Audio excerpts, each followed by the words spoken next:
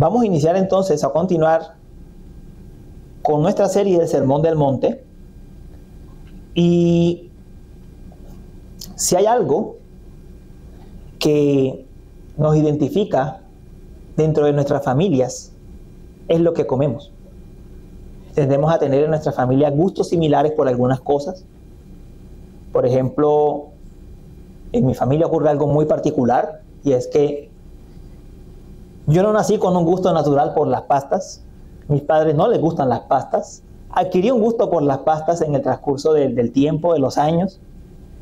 Y mi hija ha heredado un gusto por las pastas. Así que cuando nos colocan a los dos juntos a comer pastas, ya saben quién es el padre y quién es la hija. Claramente nos identificamos como miembros de una familia por lo que comemos. De la misma manera, en el reino de Dios nos identificamos por aquello que es nuestra hambre y nuestra sed. Por aquello que es nuestra hambre y nuestra sed. Aquellos que han sido bienaventurados del Señor, que son hijos de Dios, tienen un mismo apetito, tienen una misma sed. Lo que más nos encanta comer, lo que más nos encanta consumir, espiritualmente hablando, muestra quiénes somos. La bienaventuranza de hoy, entonces, está en Mateo capítulo 5, versículo 6, la repito para ustedes. Bienaventurados los que tienen hambre y sed de justicia, pues ellos serán saciados. Nuestra enseñanza se va a titular La saciedad del hambre. La saciedad del hambre, ya van a ver por qué se llama así. Y va a tener 4 puntos. El primero es la introducción. El segundo es el hambre y la sed saludables. El tercero es la recompensa del hambriento y del sediento. Y el cuarto son las aplicaciones. La introducción, el hambre y la sed saludables, la recompensa del hambriento y del sediento y las aplicaciones. Y vamos a hacer una corta oración, que el Señor nos ilumine. Señor, que sea tu voz hablando a tu pueblo. A mis labios, oh Señor, como la pluma de un escribiente diestro, para delinear con precisión tu palabra. Que esa petición del salmista, Señor, la concedas a mí, y de hecho no solo a mí, sino a todos tus predicadores en esta mañana, alrededor del mundo, para que podamos mostrar, Señor, exactamente lo que tu palabra nos quiere enseñar. Y ayuda a tu pueblo, oh Señor, cansado, fatigado, preocupado, a poder recibir tu palabra con mansedumbre. Te lo pedimos, oh Señor, en Cristo Jesús. Amén. Muy bien. ¿Qué hemos visto en el Sermón del Monte? Y mientras veamos las bienaventuranzas y mientras veamos el Sermón del Monte, seguiré recapitulando. La razón es que somos muy prestos y muy rápidos para olvidar y para agregar muchas veces interpretaciones que no necesariamente se apegan al texto. Lo primero es que recordemos que Jesús había estado predicando el Evangelio del Reino y estaba demostrando su poder como el rey de ese reino. Estaba haciendo las dos cosas. Entonces venían tras él discípulos y también multitudes, seguidores, que iban tras él, después de haber visto todas las demostraciones de poder. El Señor los lleva al monte. Ya vimos que el monte es el lugar desde el cual Dios da los términos de su pacto o renueva su pacto y empieza a hablar a los suyos. Entonces Jesús, como Dios hombre, empieza a hablar acerca de qué significa ser parte del reino. ¿Quiénes son aquellos que forman parte del reino? Y era necesario saberlo. Tal vez los discípulos podían decir, hacemos parte del reino porque lo seguimos a él como líder. Tal vez las multitudes podían decir, nosotros lo reconocemos a él como un gran profeta, un gran hacedor de milagros. Pero Jesús tiene que decir, estas son las características de aquellos que hacen parte del reino, que Dios ha admitido en su reino. Y esas son las bienaventuranzas. La bienaventuranza de hoy es una paradoja como la anterior. Ya dijimos que la paradoja no es más que una contradicción aparente. Porque es una paradoja. Les dirán, bueno, el hambre y la sed se sacian. Alguien la tiene que saciar. Sin embargo, Jesús aquí no está hablando de un hambre y sed pasajeros. En esta bienaventuranza, el hambre y la sed que Jesús está mencionando son permanentes. Entonces aquí viene la pregunta, ¿cómo un hambre y sed permanentes que nunca se quitan pueden ser saciados? Esa es la pregunta que podemos hacerle a esta bienaventuranza que Jesús está diciendo. ¿Cómo un hambre y una sed que son permanentes, que nunca se quitan, podemos decir al mismo tiempo que son saciados? De eso es lo que vamos a hablar hoy. Entonces, cuando hablamos de hambre y sed de justicia como una marca fundamental, esencial de aquellos que pertenecen al reino de los cielos, tenemos que considerar a qué justicia se refiere en primer lugar. Lo primero es que la justicia que está mencionando Jesús no es la justicia que se menciona en Romanos. No es la justicia que viene para ser justificados, para ser contados como justos. No es la justicia que se está refiriendo aquí. ¿Cómo lo sabemos? Lo sabemos porque en el resto del Sermón del Monte vamos a ver que la palabra justicia se usa para hablar de justicia interna. O sea, en pocas palabras, para hablar de rectitud o santidad. Entonces hay que tener cuidado con eso. Un error frecuente cuando intentamos interpretar un texto bíblico, sobre todo cuando ya conocemos algo de doctrina, es introducir los conceptos dentro del texto. Pero hay que dejar que el texto hable.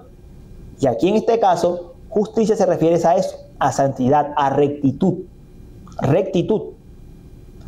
Otros han dicho que la justicia a la que se refiere aquí es el trato justo de los pobres y oprimidos.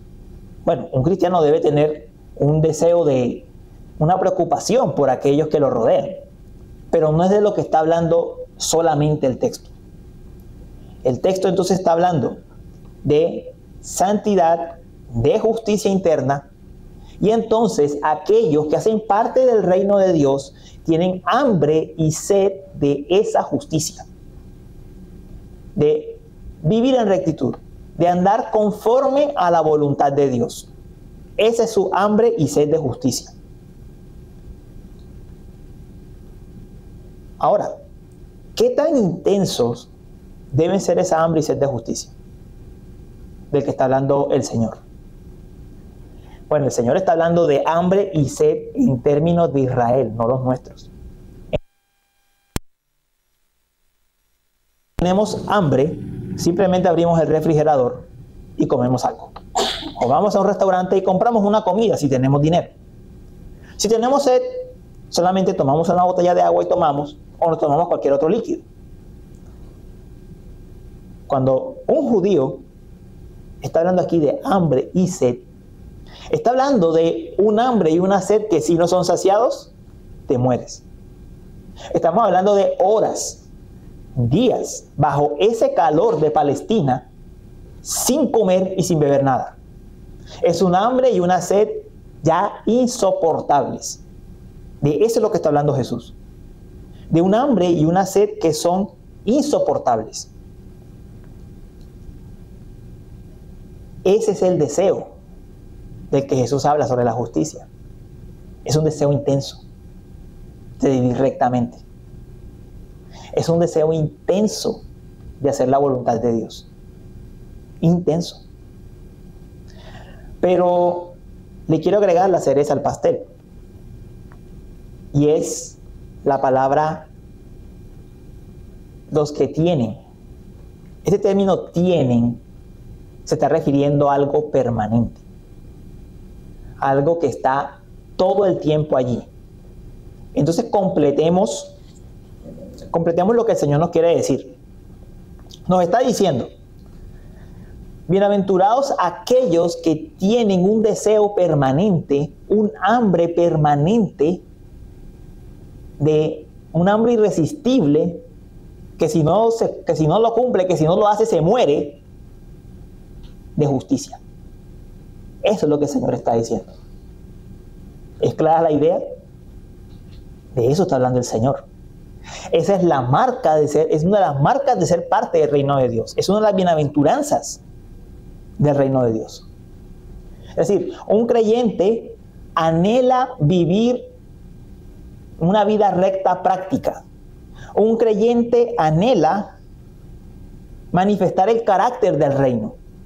Anhela que el fruto del Espíritu se haga manifiesto en él. Anhela, desea, quiere ver a Cristo reflejado en su vida.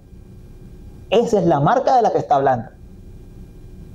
A eso se está refiriendo el Señor Jesús. Sorprendente, ¿no? Y sorprendente porque vivimos en tiempos donde esta marca es tenida como algo de fanáticos. Solamente conversábamos en la escuela dominical y una de las cosas que uno más escucha decir, no es para tanto. No hay que ser tan exagerados. O una frase que a nosotros como cristianos nos encanta para señalar a otros: no seas legalista. Pero el Señor no está diciendo que esto es legalismo. Está diciendo que esto es cristianismo. Desear andar rectamente delante del Señor es una marca básica del cristiano. Esencial. Lo identifica como miembro de la familia de Dios. Lo identifica como miembro de la familia de Dios. Por ejemplo, en los Salmos leemos a David con ese deseo. Dice el Salmo 63, verso 1. Oh Dios, tú eres mi Dios, te buscaré con afán. Mi alma tiene sed de ti, mi carne te anhela, cual tierra seca y árida donde no hay agua. Ese es el deseo intenso de David. Se siente seco, árido. Busca al Señor con afán. Su alma tiene sed del Señor. Su carne lo anhela. Y hablando de su esperanza de resurrección, dice Salmo 17, verso 15. Y miren lo interesante de lo que él piensa de la resurrección. ¿Qué es lo que más lo atrae de la resurrección? En cuanto a mí, en justicia contemplaré tu rostro. Al despertar, me saciaré cuando contemple tu semblante. ¿Qué era lo que más le atraía a David acerca de la resurrección? Que será completamente renovado en justicia. Que definitivamente no habrá más marcas del pecado en él. Ese era el gran deseo de David. Ese era su gran anhelo por la resurrección de los muertos. Entonces, alguien a quien Dios ha bendecido, Dios le ha colocado deseos de él. Así de sencillo. Alguien a quien Dios ha tomado por hijo, le ha colocado deseos por él. Y eso es natural entre padres e hijos. Eso es natural entre padres e hijos. Nosotros hemos dejado nuestros países, estamos aquí. Y yo creo que tal vez una de las cosas que más extrañamos es a nuestros padres. Hay momentos en que estamos aquí que desearíamos estar con ellos, compartir con ellos. Nos acordamos muchas veces de sus ejemplos. Nos acordamos de las cosas buenas que nos enseñaron. Porque el hambre y la sed del Señor y de su justicia es una marca esencial del cristiano. El cristiano quiere andar conforme a los pasos de su Padre. Quiere andar conforme a los pasos del Señor. Para el mundo, por supuesto, esto es fanatismo. Esto es fanatismo religioso. ¿Para qué leer tanto la Biblia? ¿Para qué orar? ¿Para qué él siempre está tratando de estar tan apegado a las normas? ¿Por qué no se desliza un poquito aquí, un poquito allá? Eso es de fanáticos. Eso es de locos. Yo por eso no me meto a una iglesia, se escucha decir a gente a menudo. Yo creo en Dios, pero yo no me meto a una iglesia porque normalmente en las iglesias son como un poquito exagerados. Rayan como un poquito la nota. Uno puede ser más centrado, más neutral, andar más tranquilo. Pero el ser humano es religioso por naturaleza. Si el hambre y sed de una persona no es la justicia, es algo más. Ese es el ser humano. Hay algo más que desea. Hay algo más que está deseando. Hay algo más que quiere. Dios no nos hizo para dejarnos en un punto neutro. Él nos hizo para Él. Y lo que hizo la caída fue separarnos de Él, alejarnos de Él. Adán y Eva no se quedaron en una posición neutra cuando cayeron. De inmediato se escondieron cuando escucharon la voz de Dios. Dios nos hizo para tener hambre y sed de Él, y eso es lo que Él hace cuando nos salva. Nos vuelve a dar hambre y sed de Él.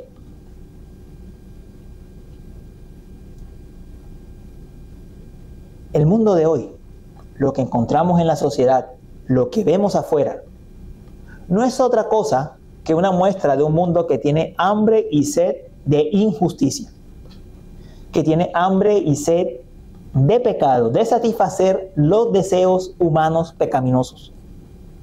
Eso es lo que vemos afuera. Estamos en unos tiempos, en una sociedad que glorifica todo lo que es grotesco, todo lo que es violento, todo lo que es inmoral, todo lo que es feo. ¿Y cuáles son las consecuencias de eso? Algunos datos. La violencia por armas de fuego en Estados Unidos ha crecido casi el doble en los últimos 30 años. El uso de drogas también va en aumento. Los embarazos juveniles han aumentado. Y les digo tres cosas. ¿Qué aumentó en estos 30 años para que haya más violencia? Más películas violentas, más videojuegos violentos. ¿Qué ha aumentado con respecto a las drogas?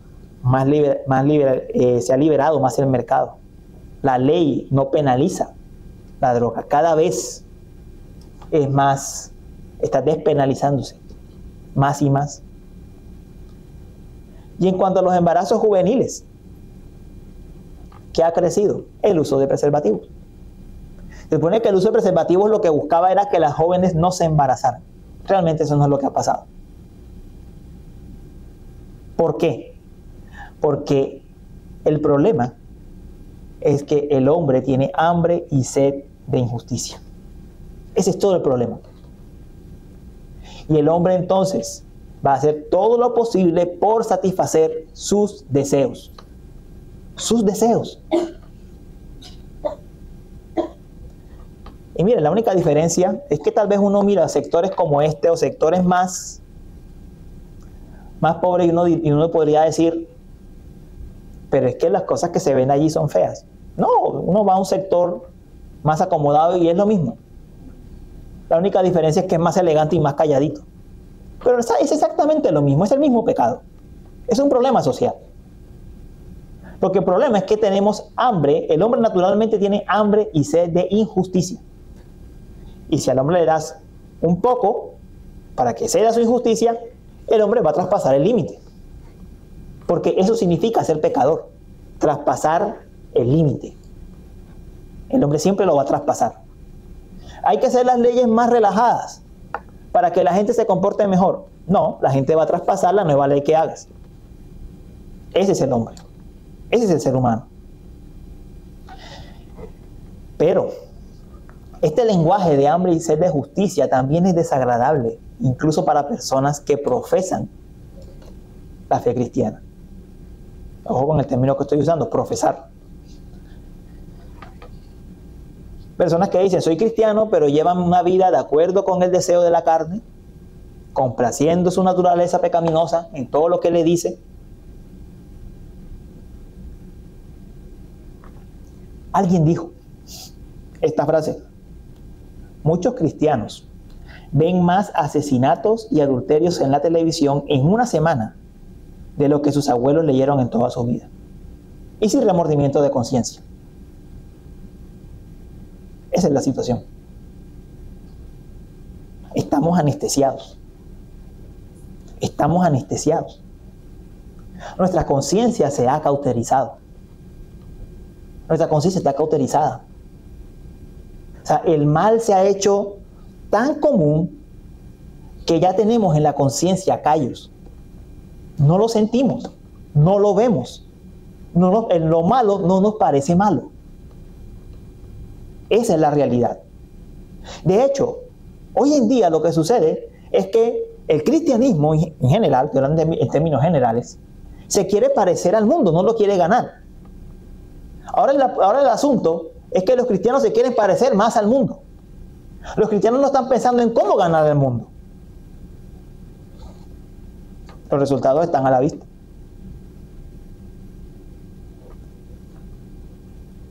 Ese es el estado del mundo. Ese es el estado de la iglesia cristiana en general. La pregunta para nosotros es, ¿cuál es nuestra hambre y nuestra sed? ¿Cuál es nuestra hambre y nuestra sed? ¿Qué es lo que anhelamos?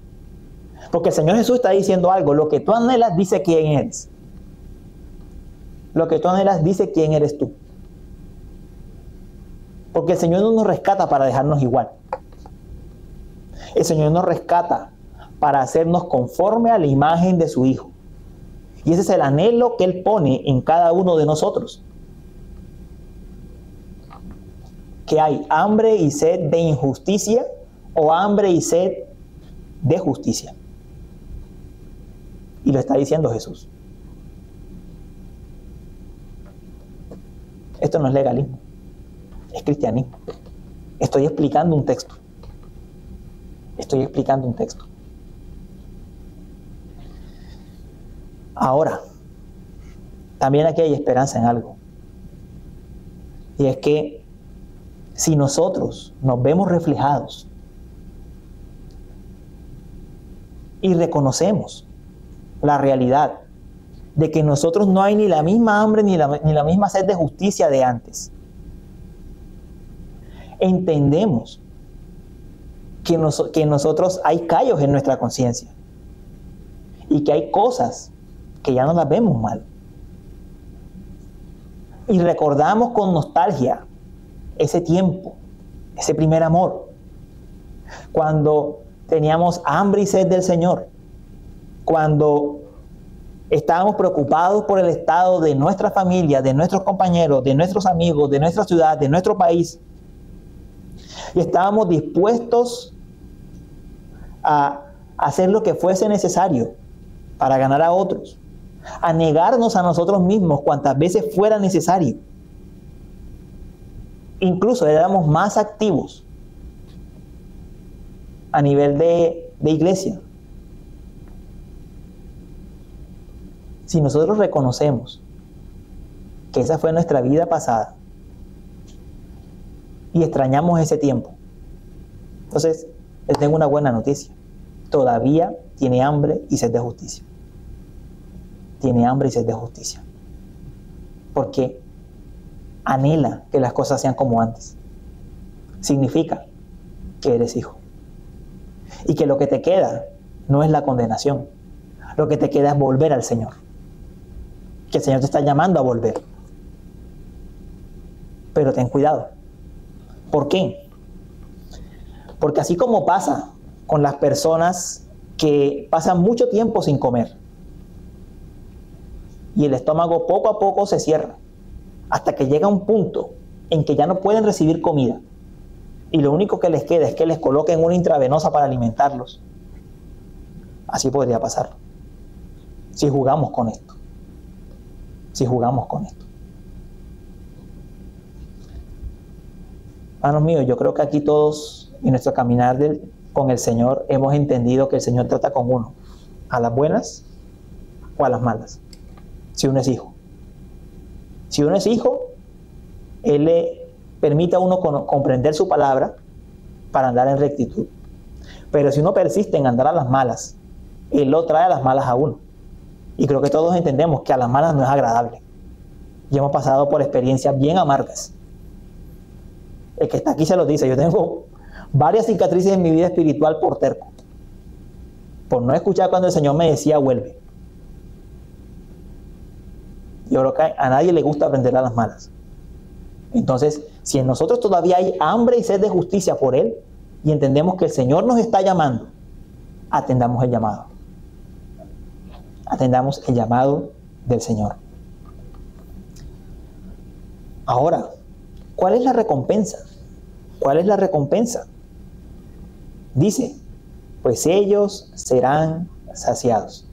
Ahora, la pregunta es la del inicio aquí. ¿Cómo si el hambre y la sed son permanentes? Siempre hay hambre, siempre hay sed. ¿Cómo que eso va a ser saciado? Te pongo un ejemplo para entenderlo. Si usted lleva una pizza a mi casa,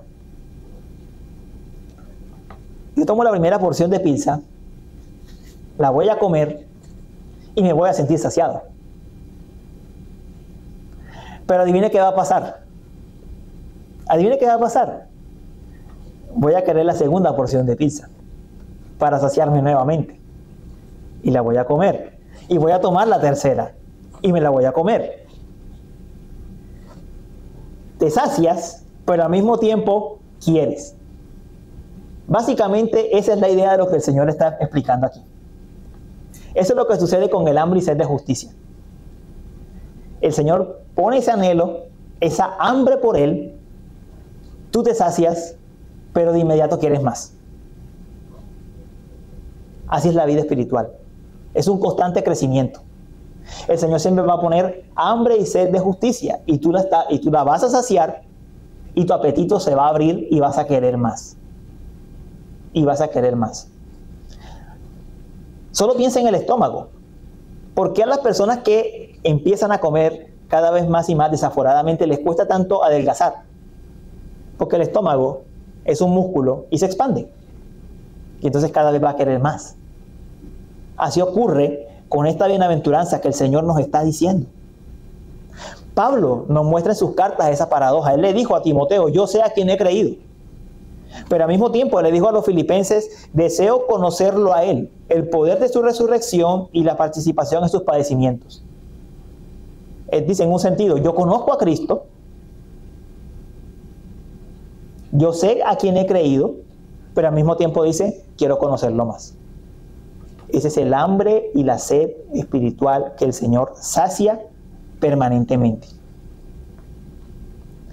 El Señor es el único que puede saciar eso. Y el Señor utilizó metáforas hermosas para explicarlo.